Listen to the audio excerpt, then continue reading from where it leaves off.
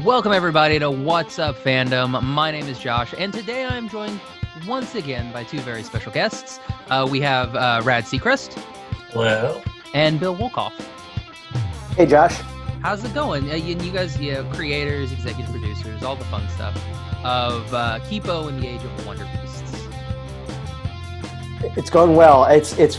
I feel like I'm looking into a slight mirror right now because we're on a Zoom right now, and Josh has put on a tie, to which you claim is inspired by my tie. So that warms my heart. Classing up the world. My glasses are in the other room, so otherwise I would have had the glasses on too.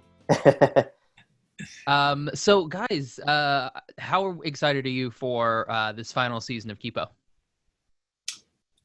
It's bittersweet because it's like, oh man, it's done. But it's kind of nice. It just lives forever. It's out there in the ether. In a year from now, people could pop on their Netflix who've never seen it and watch it. It's just there, which is such a cool. It's so different than like back in the day when stuff was on TV and you saw it that one night. Now it's there. Go watch it whenever you want. It's awesome. Did you guys think at the beginning of now, and I don't know how much of this is just the state of the world that we're in now, but when you guys had season 1 at the beginning of the year, which is January 14th, that's right-ish. So back in January, we had the first season. Was it the plan to have all 3 seasons in a year, or did it just kind of like trickle down to where, okay, we've got it, so let's go ahead and pump it out? I think we definitely knew there was going to be 2 seasons this year with the possibility of 3. So that the 3 was kind of up in the air. I'm kind of glad they did all 3 because I feel like maybe it would have been too much time between seasons.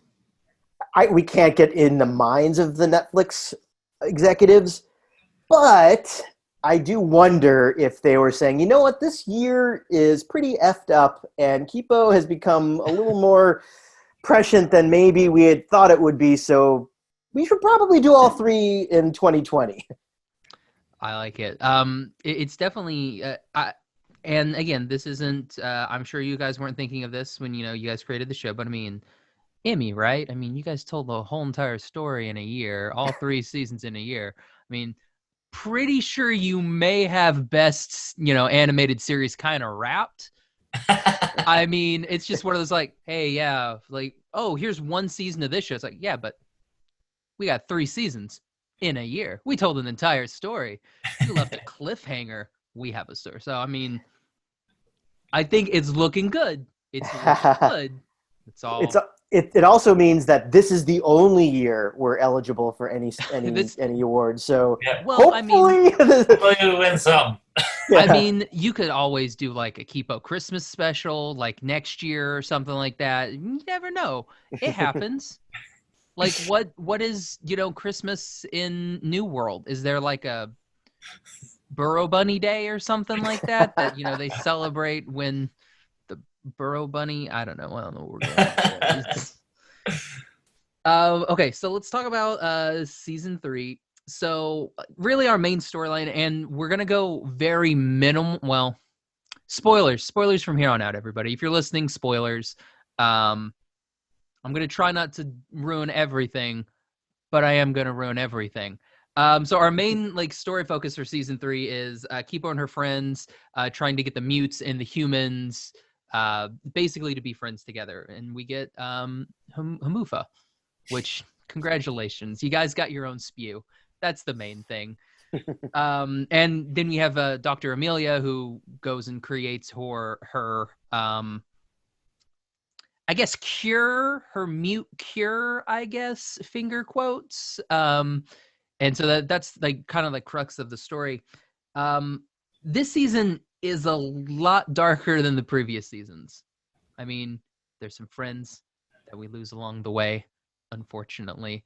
But there's a prom, isn't it? There is.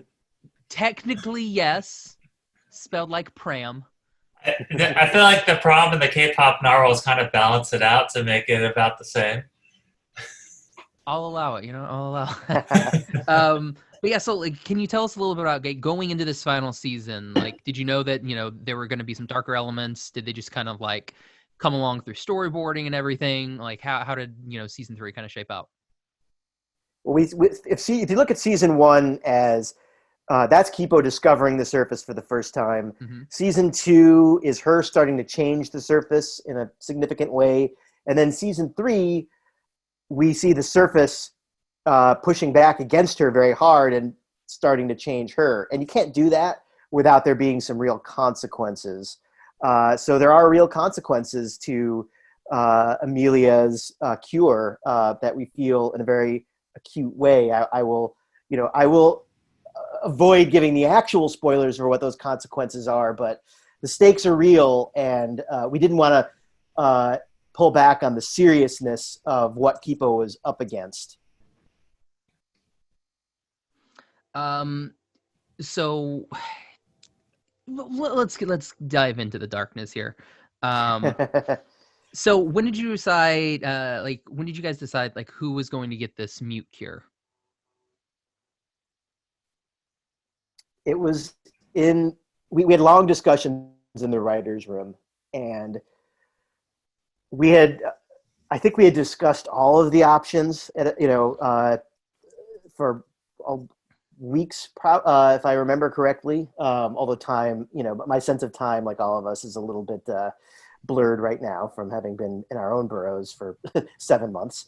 But we narrowed in on Yumyan, spoiler, being he's the first big larger than life presence that Kipo wins over, and losing Yumyan doesn't just affect Kipo and Benson and Wolf. It affects his entire village and all of the other gangs. It makes the threat of the humans very real for them, and brings back all of the sins of humanity from before they even had mutated by taking him. So it just felt like it had the most impact. Mm-hmm. And that's kind of where we landed on it. And also, Rad drew an utterly adorable Yumyan normal cat that we all wanted to see on screen. Did you keep that drawing too? Yeah, I have it. I have it in this file here. Nice. Rad's gonna need that drawing for a thing. I'm just kidding. I don't know if I'll be able to find it right away, but I have the first one in my my Kipo drawings That's file. super cute. So yeah, I mean, again, spoilers going out. So we lose Yumyan, we lose Brad, and then we also lose Wolf's sister, which that was a storyline that is one of the very few storylines that really doesn't really kind of get resolved. We have the meeting with the two, and then there is like the double cross, but then like her sister doesn't really kind of double cross her, kind of tries to warn her, but then her sister and brother then get turned into wolves. So there's really unfortunately no reconciliation between the two. Did you guys think about possibly, because we do talk about Kipo's mom trying to create this vaccine. Was there thought about ever having this vaccine actually come to fruition and then being able to turn everybody that had previously been turned back into their animal selves back into the mutes? It's funny you bring that up, because like we actually only, at one point you only saw one wolf. There wasn't two there, so it was ambiguous like which one got turned.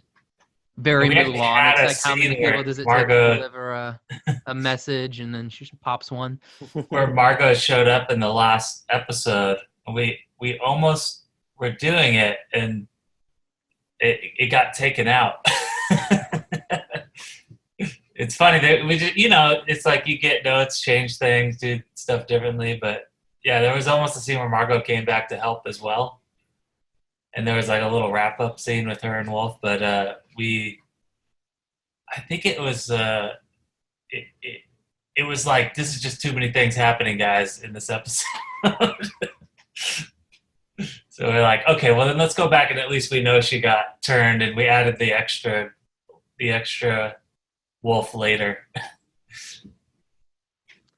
But I mean, to your point, Josh, there is a lot more story that could be told in that chapter of our world. And you know, I'm not meaning to jump ahead, and you know, Rad and I have talked about this a lot, but we're really glad that we got to tell a tight story in 3 seasons.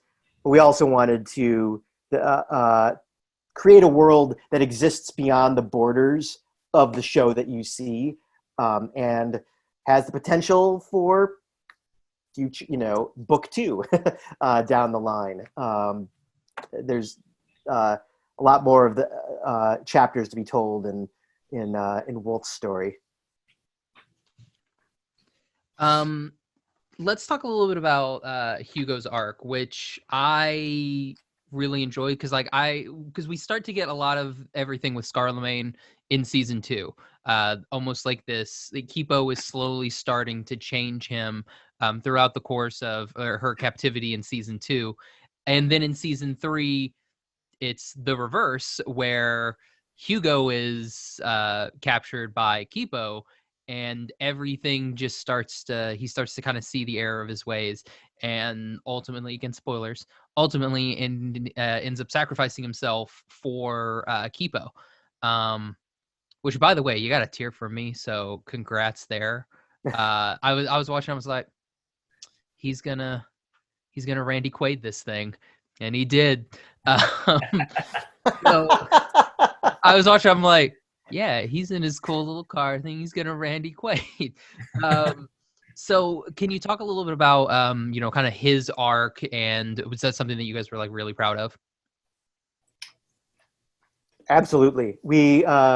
I mean, and you heard it, Hugo dies along with Yumian. Now that we're just talking spoilers, yeah, I just can't be blunt about it. We're gonna try. We're gonna try and release this on Friday, so that way there's a good week of you know, everything, and hopefully, if people you know watch it during the weekend, they can listen to it on Monday. There you go.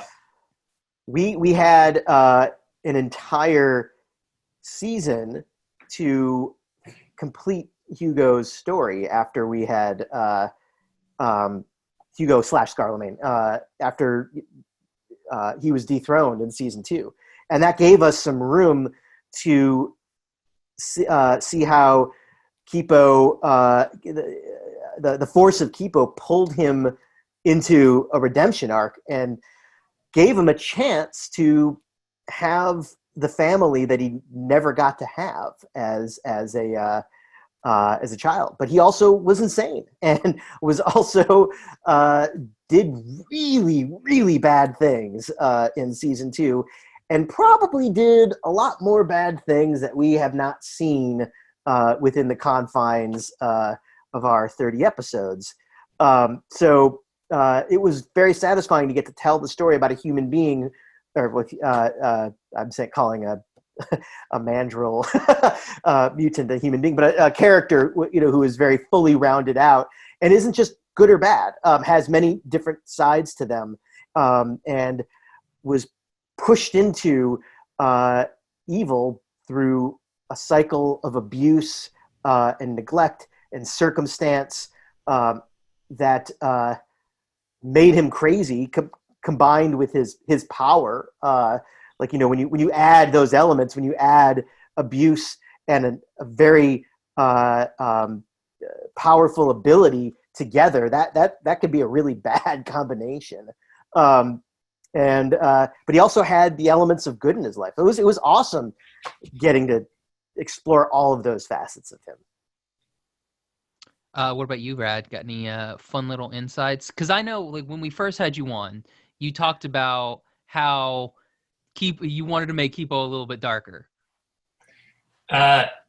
When we started, I didn't have the concept of even doing like a big villain. That was definitely Bill came in with that idea. And the first version of it was actually Mulholland being like the big villain that he pitched me. And then we ended up going with Scarlemagne. But early on, I I think we always kind of thought he would remain a villain, and he would be like the villain of the mutes, and Amelia would be the villain of the humans. And somewhere along the, I think maybe because season 2, you started to feel for him. You're like, it kind of took a life of its own, and you're like, no, it feels like that's not the right path to go with it. And it kind of, we kind of responded to what it was feeling like rather than trying to force it to what our original idea was. Nice. Was there anything kind of left on the cutting room floor that, little stories or anything that you guys wanted to tell that you didn't get a chance to in these 3 seasons? I mean, we definitely we always wanted to do whole episodes that weren't about Kipo, like follow Jamak for an entire episode, or Mondu for an entire episode, or let's go off with Benson and Troy for an episode, or do something with Wolf for an episode. And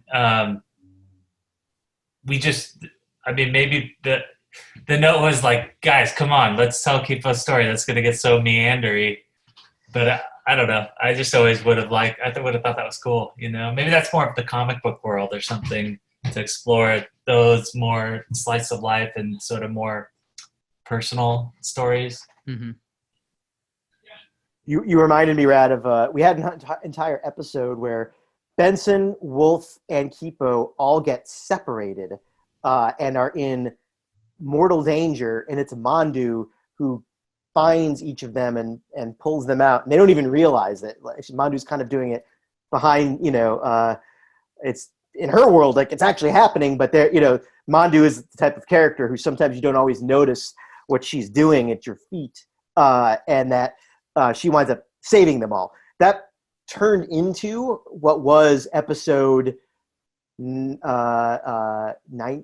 I think, episode 9 of season 2, when Mandu is the one who saves everybody from Dr. Amelia. But originally it was a story where she goes all over Las Vistas. And that would have been fun. I think we were going to do a lot of split screen with the Mandu vision. That would have been hilarious. There was part of me that was like, I would like Dave to mention, just be like, have you ever noticed that your name appears in all kinds of scenery?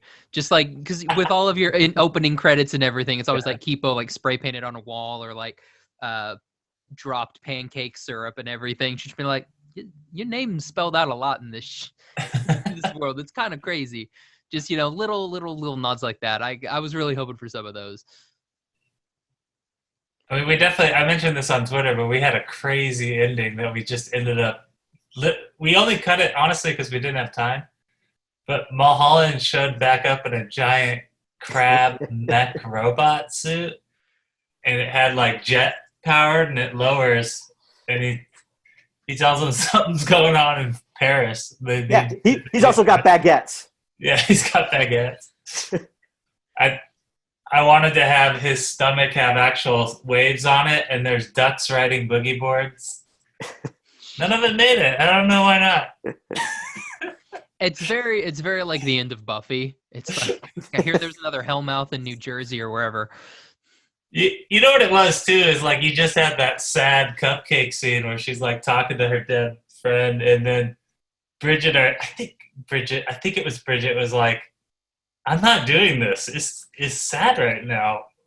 What do you think? They were like, yeah, you're right. Oh, it would have been hilarious though. That's what you get. That's the ending that you get once you watch the entire credits. After the credits? Yeah, after the credit scene, right before, the Netflix thing pops up and it gives you all the different countries and everything. That's what you should get. Josh, where were you a year ago? I was still in Oklahoma, unfortunately. So your next series, you call me and I will help you out with your end credits. Oh, man. So, yeah, we get a lot of really good storylines. And the music, again, is phenomenal this season. There's that there's that bit with Scarlemagne, and he's playing Yum Yum's theme on the piano. That is beautiful. I was like, oh, it took me a second to get it, but then it ding ding ding ding, and I'm like, oh, that's very, very sad. Were there like what were some of your favorite musical bits this season? It's hard to not go with the K-pop narwhals. Bill, you mentioned it before, but I'd always wanted to see a full version of the song that plays during the logo, you know? Vanessa's So it song, was yeah. nice to finally be able to do that. It was interesting because we were actually going to get Karen to sing it, but that's when COVID hit and nobody could go to any recording studios. But it ended up beautiful. She could have done it in her With Vanessa. car. Just to give a shout out to Vanessa Michaels. Yeah, she did an amazing who job. composed that song. I mean, or did that song, and Fox has not. My 5-year-old has not seen that episode yet, but he always jumps up and goes woo during every credits episode. So I cannot wait for him to get to that moment. And I'll just add the prom song that Dr. Amelia is listening to, as I say that in air quotes, as she gets on her dress and prepares to go to the prom. Then that song carried over for a big part of the final kaiju fight, and that was, it just felt like captured the spirit of what musically we wanted for the show, where you don't always have big score, but you have songs that hit different kinds of pop songs from different eras that hit the same decibels that you need from a soundtrack, but kind of flip it, flip the traditional score on its head. I do have a question. Again, spoilers. Does Amelia actually straight up murder her brother? Oh yeah. Okay. Was that not obvious? Well, I mean, it was, but there was part of me was I wonder if. Oh, sorry about that. I wonder if she kind of let him go type of thing, get out of here type of. Because I mean, I didn't really want her to be fully bad. Yeah. Because I mean, it was the same thing that happened with Scarlet. I mean, you do get a redemption arc, and so part of me was maybe she'll get a redemption arc. Maybe this lasts a little bit, and then she tries to pull the, shard of glass and everything. Did she push him off a cliff? I'm trying to remember. I think she shoots him. No, in the script. In the first script, I don't know if it ever made it to script, but in either exists on a dry erase board somewhere or in an outline, she shoves him off a cliff. Yes. Yeah. It may have been that, and then the board artist just went with the arrow. I feel like the arrow is more fucked up. I mean, it is. It's straight up hey, pop. My goodness. It's just, oof. Well, she's a fanatic. And I do think that, I'm not saying all fanatics are murderers, but there are people who will go to incredible lengths and do things that are not good to justify their beliefs, which they've held on to for such a long time. I don't know if you've ever noticed anybody in our government possibly doing things that are not necessarily ethical in order to justify the beliefs that they held, and will go to lengths to do things that I won't name. And that was part of what Amelia represents. And the bad thing that she had to do is in order for her to maintain her belief system, which her dad passed on to her and she built her entire identity on, it would shatter if she brought her brother back. So she had, she had no choice but to kill him. And she didn't do it because she has bloodlust, I guess. I mean, she just holds on to those beliefs so tightly that the line between what's okay and what's not okay to achieve your beliefs gets very blurred. Yeah. I mean, it was for the greater good. Yes. Yeah. I mean, yeah, so many good little storylines. We do get Dave and Benson's meeting, which is cute but also very sad. I like they're the last two basically survivors. Like he's the last, like Benson's the last survivor of the Fanatics, and Dave's the last survivor of the Daves. It's just really good. Like I like all the stories and everything you tell. Like what was one of your favorite arcs this season? My just to talk about that scene, my favorite little hidden gem is we designed the first fanatic guy to look like Ben Meckler, so Ben's son is Benson. That's hilarious. Um, yeah. Can you ask your question one more Oh time? yeah. What were some Off, of your favorite little? I said arcs. Like what were some of like one of your favorite like story bits this season? I'll go if you Yeah, want yeah. to think about it for a moment. For me, it was Song getting to come back and actually be a mom to Kipo. We wrote that. Taylor Orsi, one of our incredibly talented writers, wrote episode 7 where Kipo gets her mom back for a day, and it's this amazing wish fulfillment. And she realizes at the end of it that she has to say goodbye to her mom and let this and watch her shatter, or she, or she won't be alive anymore. But it's heartbreaking because that's what she's always wanted. And ever since we did that episode, I was like, God, we gotta give Kipo that mom. Otherwise, it's just too heartbreaking. So I was really glad that we could bring Song back, and having Wolf and Kipo both cheering for Song. I think this was I'm gonna and I could be wrong, but I think it was Christine Song who came up with the moment where they were cheering for her mom while she was trying to find her science feed again when she had just become human again for the first time. And I love that moment. And it's about this found family coming back together, or coming together at a time when Kipo actually gets her biological family too. And I felt like we, went down a long road to get there.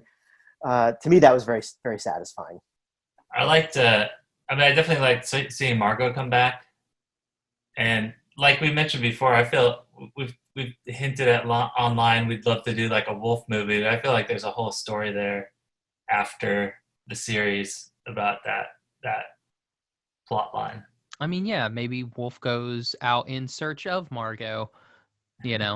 Got to find some stuff. I mean, she's forgiven because you do have a nice evolution for Wolf too. She finally ends up getting rid of the wolf, what would you call that? Cape pelt that she wears, her hoodie, that she wears all the time, and the skin of her mom. I was trying to find a more delicate way to say skin of her mom, but that's fine. That works. The skin of her mom. And she kind of grows, and I really like that. Like, let's kind of go into the time skip. Like as we kind of close out. For the time skip, we do get to see a lot of our characters that we've seen over the years. You get Zane and what is her name? Greta? The raccoon. Oh, sorry. Holy cow! I'm sorry. I just watched it last Label? night. Is it Label? No. It's not tongue Carton. No, it's Label. You're right. It's Label. It's Label. Like, Zane and Label create their gym, which I was like, these two together, they're like awesome. You've got Troy and Benson creating Benson's Cafe. The Benturant. The Benturant. That's fantastic. Or a bento box, whatever. Because they were selling little bentos. Anyway, like I like all these different things. Like, was there anything in there that you wanted to add that you possibly didn't get to add? Any more little, because we didn't really get to see anything with like all of our characters. We do see Molly with Yum Yum at the end. Some kids playing and doing their kid thing because kids. Conveniently, you made a show for kids, and there's kids in the show. It's amazing. And we do get a 5-year time skip, right? Yes. 5? So Kipo would be 18, and so on for the other characters. Yeah. What was there anything in there that you didn't get a chance to put in, or something in there that you snuck in there that maybe some of us didn't see? Like any little fun little Easter eggs that maybe some of us haven't caught yet? I mean, I mentioned the possible Mulholland return that we were actually going to do. Um, I'm trying to think if there were other things we were trying to put in there that we weren't able to. God, that's a tough one. What's the name of Zane and Label's gym? I can't remember off the top Oh my of my God! head. I I'd was have to just look back. Was it just a weight? Did they have a no. name? We could, I think that was the board team that came up with the name for their gym. I don't think that came out of the writers' room. So I'm going to credit our insanely clever, smart writers on the board teams with the name that is escaping me at the moment. Forgive the 7-month pandemic. We're gonna let you guys create it right now. Like we got a little bit of time. I want you guys to create the name of their gym. You got to see. Let's see. You got to see the tadpole in the office. I always liked this idea that Jamak at some point went back and kind of raised all the lake full of tadpoles into frogs. Yeah, because he does he creates like a dance studio, doesn't he? No, I think Or maybe I had a fever he's driving the dream. Mega Bunny, right? Yeah, Oh, that's right. Yeah, he's driving the Mega bus. Bunny. Yeah. That's right. He's driving the I bus. don't know where I got dance studio from. I may have dreamed last night. Who knows? I can see it. Him in the theaters. Yeah, I do like. It's like, and this is where we're stopping because our transportation is taking a nap. It's good stuff. So what's next for you guys? NDA's pending. Well, I'll go first. I have animation things cooking up, but I work in both animation and live action, and I'm very lucky right now. I'm working on the live action side on Star Trek: Strange New Worlds with a lot of Nice. unbelievably incredible writers, and That's the Pike one, right? yes, Yes. Okay. it's Pike, and this I could say because this is all been well announced. But it's Pike and Spock and number one from the original series Yeah, episode. the cage. The Cage. Bro, I'm there, man. I got I'm with you with the Star Trek. I'm there. I'm like, yeah. Poor Pike gets all blinky. And that's that. So that's what I'm doing right now. But I still very much am, just as rooted in animation. And when I have more stuff to talk about, I would love to tell you about it, Josh. Awesome. What about you, Rad? I'm producing something I can't talk about, and then It's always the best. developing things I can't talk about. Hey, but here's the thing. Hopefully You're keeping busy. You're keeping Yeah, busy. That's keeping the main busy. thing. Yeah. It's not like, and done. Anybody hiring. At least it's not that. It's funny because we hopped onto like our other projects for me like a year ago, like as Kipo was finishing up. So it's so interesting for it to come out now because it's like it feels like we said goodbye so long ago, like and we're all like me and the writers are on a text chain and always chat, but it's like, oh man, that was like a lifetime ago when we made Kipo. Last question for you guys. What is something that you want the fans or you want somebody watching Kipo to take away? I mean, especially now that relentless positivity is looking real nice. I even try to, it's not my natural setting, so I try to, even when I watch it, I even try to take that away from it myself. I kind of said this in the New York Comic-Con panel, but this is very true, so I'll say it again here. When Rad and I when I first saw Rad's webcomic, I saw this world that looked like this cast of characters, a diverse and inclusive cast of characters that looked like the Los Angeles that I knew. And when I started working with Rad, that became our mantra, reflecting the world that we know. And this is a really scary time right now where it feels like there are forces that are pushing against all of the good progress that we've made. And it feels oftentimes like there's less and less reason to be hopeful. And we wanted to have this inclusive and diverse cast at the front and center of that conflict. The found family of our show pushing up against those forces trying to push us back to a time that is not, that almost feels backwards.